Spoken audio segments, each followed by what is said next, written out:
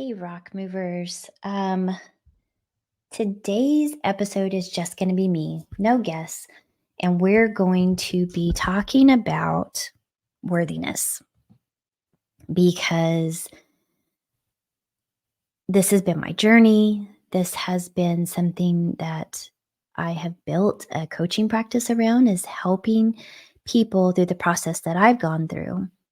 Um, and let me share a little bit about why that's relevant.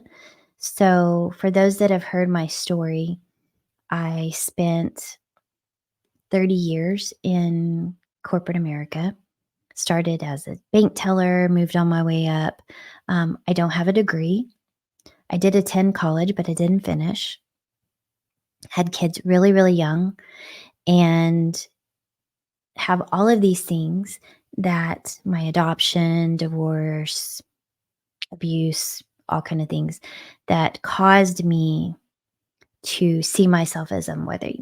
I'm worthy of finishing school. I'm worthy of doing anything for me. I just saw that I was here to do things for other people.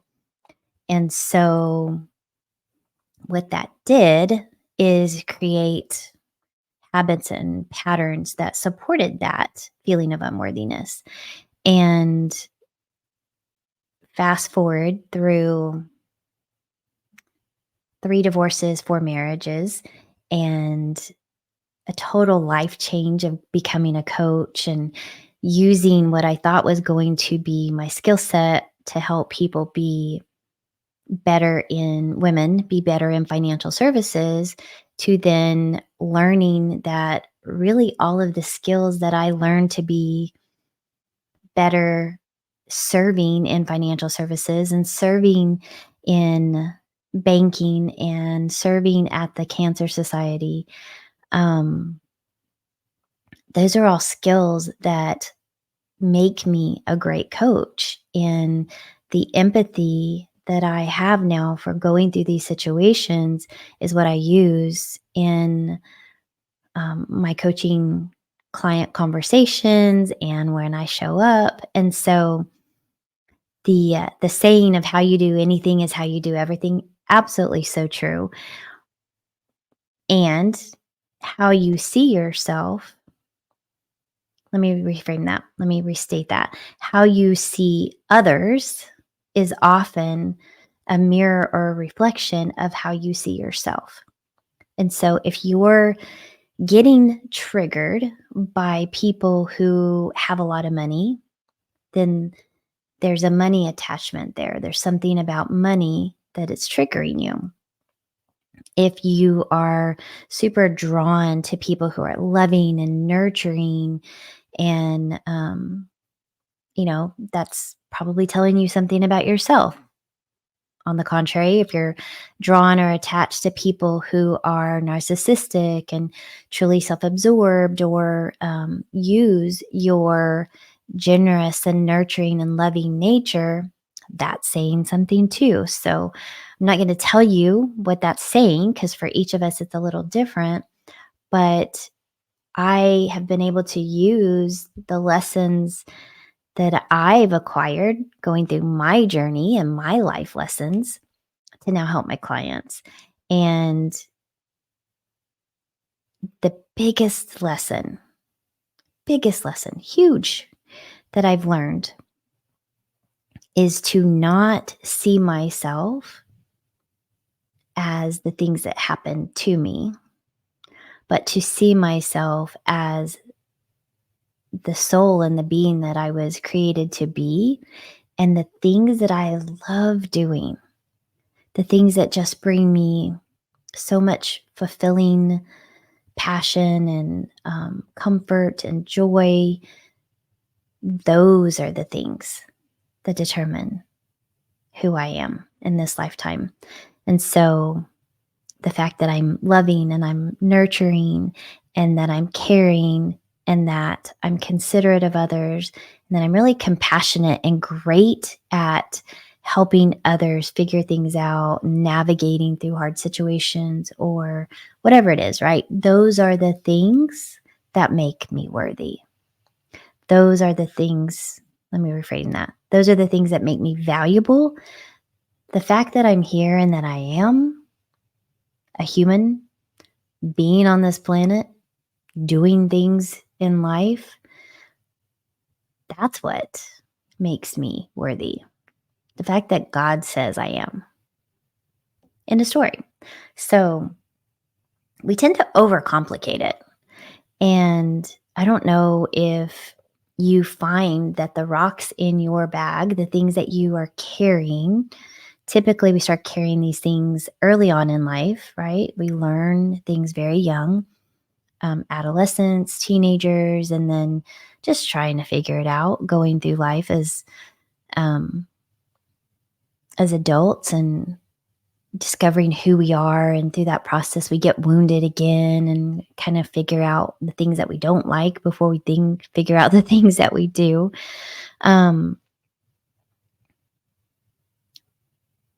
to leave you with what would happen if your worst fears came true. What would that mean about you? What if let's say you were afraid of failing. What if you failed? Then what? Let's say you were afraid of people thinking a certain thing about you. What if they did? Then what? What if you were afraid of succeeding? What would that say about you, right? Let's say you succeed. Then what? All of these things that we're so afraid of that dictate our life, that dictate the choices we make and how we show up and how we serve and how we get to show up for others and how we get to experience this life. These days are so fragmented in the course of eternity. And we hear it all the time, but I want to remind you, I want this to really sink in, that your worthiness is simply stated. It just is. It's not debatable. It's not arguable. We're not here to debate or argue that or have a conversation about it. Let's just agree that you're worthy. You are worthy enough for anything that you want to do. Now, here's the next step. You get to take action and provide value, right? It's the value that now determines, and you seeing yourself as worthy and showing up as valuable, that determines what happens next. It determines the relationships you have. It determines the wealth that you receive. It determines everything else. Your worthiness is not debatable. But are you adding value? That's a choice. That's where you get to take the reins back and have control. So I think we've been having the wrong conversation. This isn't about whether or not you're worthy. You are. God says it. It's so non-negotiable. But are you being valuable? That's where the real question is. That's where the real power is. That's where your launch off lies in, do you get to have the life you want, or do you fall prey to your own mindset, your own limiting beliefs, and your own fears? Choice is up to you. That's the gift in my conversation with you today. That's the gift in the rock that I want to move out of your bag today. Is your worth is non-negotiable, and you get to determine the value that you bring. And the universe will agree with you and return it. That's the other gift that I get to give you today, is when you show up as worthy, you show up as valuable, you provide value, the universe, God agrees with you that you're valuable. He agrees with you that you're providing things that are worthy of value and worthy of being recognized and worthy of being paid highly for, because now you're showing up as who you already are.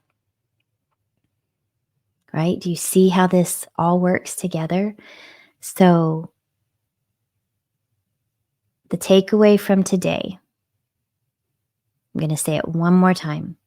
Your worth is non negotiable, and you get to determine your value. I love you. Take that, sit with it. I'd love to hear your thoughts and comments. And if you want to explore this any further, I want you to know that I have several different ways that we can have this conversation, free conversation. We can explore it, or continue following me in my champions group, where we're going to be talking about this even deeper. I'll put a link to find the champions group on Facebook in the post.